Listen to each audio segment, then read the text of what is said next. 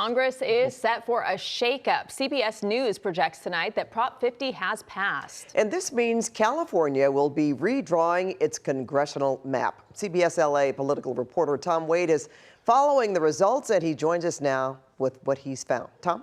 Things are happening fast, right? With California's 52 districts, it offers Democrats a major opportunity in an ongoing redistricting battle across the U.S. As we've been saying tonight, CBS News is projecting that Prop 50 will pass. Here's a look at the latest numbers so far across the state. We have 64.7% in the yes column right now. That's 4.5 million votes. In the no side right now, 35.3% with 2.4 million votes. Obviously, many more votes to be counted, but that is a pretty decisive looking victory. We'll see how the numbers stack up as the results roll in. Governor Newsom spoke a short time ago. He tore into President Trump for his actions on immigration enforcement, accused him of trying to dismantle democratic norms, and said the president has no intention of stopping. This is a pattern.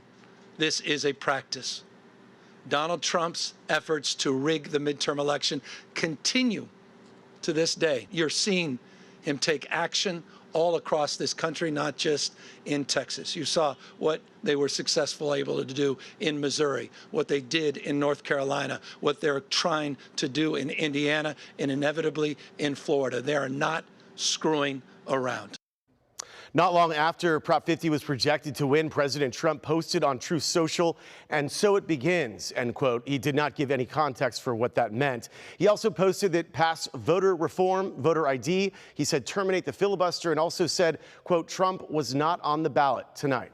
I'm Tom Waite, Rudabeh. Back to you. Tom, thank you. Time now for some analysis. Joining me now is Sara Sadhwani. She's a California redistricting commissioner with the Yes on 50 campaign, also a political science professor at Pomona College, and Roxanne Hoge, who supports No on 50. Roxanne is the chair of the LA County Republican Party. Thank you both for being here tonight. Very nice to have you. Thank you. I want to start just by getting your reaction. CBS is projecting that Prop 50 passed, and Sara, we'll start with you. Yeah, absolutely. This is California voters giving a resounding no on Trump. For many voters, this had very little to do with redistricting, but instead was really a repudiation of the president's actions, not only in Texas, but even many of his policies that we have been seeing playing out on our streets, with many of our neighbors and residents being removed by ICE agents who are masked with no due process. So this was a real win for Californians, and a way that Californians were absolutely sticking it to Trump.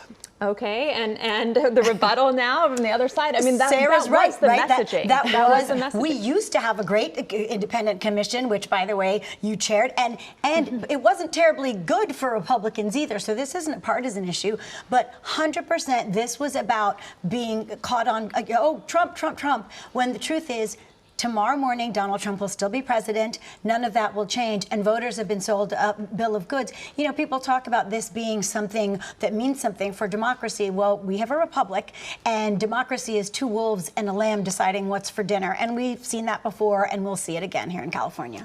Sara, what is the guarantee that this won't just keep happening? I mean, the Democrats didn't like it when it was happening in Texas. Did two wrongs make a right? This is a constitutional amendment, and as it is now going to be written into the California Constitution, this is only a pause on independent redistricting for the next 3 election cycles. I couldn't be more proud of the fact that independent redistricting is, so loved here in California. In fact, just in last year in Los Angeles for the city, we enacted an independent redistricting commission for the city of Los Angeles. And so, I so appreciate you upholding independent redistricting, and I really hope that you'll join me in calling for independent redistricting in all 50 states, because I think then we'll be on equal playing. We should.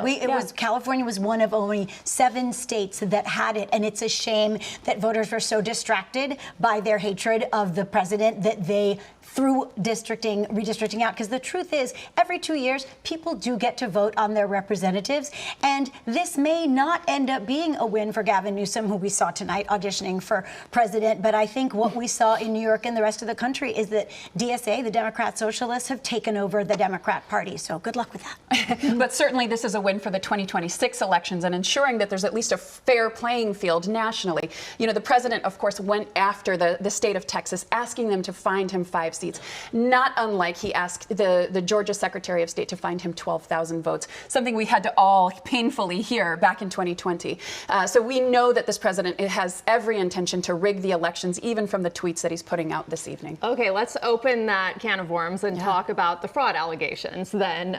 President Trump, along with his White House spokesperson, both saying that there was fraud, that it's just a fact that there's fraud in California elections, but not offering any evidence. So Roxanne, let's start with you. Is that the party's position, that this election was fraudulent? I'll take a contrary take. The fraud is baked in the cake with motor voter, with giving license to illegals and mailing out 21 million unsecured ballots and allowing them to be collected that way.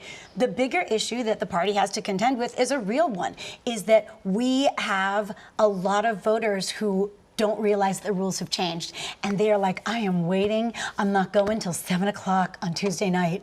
And I have to contend with that. All the party leaders have to contend with that. It's hard to break habits. And I think that's a real problem. And the other one is that allowing Democrats to sell something as solving all their problems in the world when it's not doing that. I mean, really, 9 Republicans out of 52 possible partisan seats, when we have at least 38%, as you can see from the no vote. We actually have people who are losing their voices. And it's interesting that they chose to redistrict just when minorities like me were taking a step to the right. Sarah, so I want to get your response, and then we have to wrap, but I want to make sure you have time to answer. And why not require voter ID and put this all to bed the way we do at the airport, the way we do when we have to drive a car? Well, I think first, just in terms of the loss of the Republican seats here in California, I'm just curious if the Los Angeles GOP actually went and called the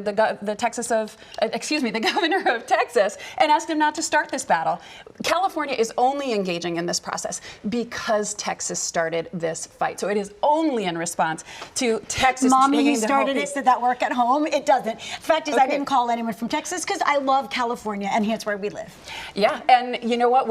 I have 3 children at home. I know you're a mom as well. I always tell them 2 wrongs don't make a right, but I also tell them that when a bully comes after you, you can defend yourself, and that is what Californians are doing today. Ladies, I wish we could go all night, but we have to wrap it up.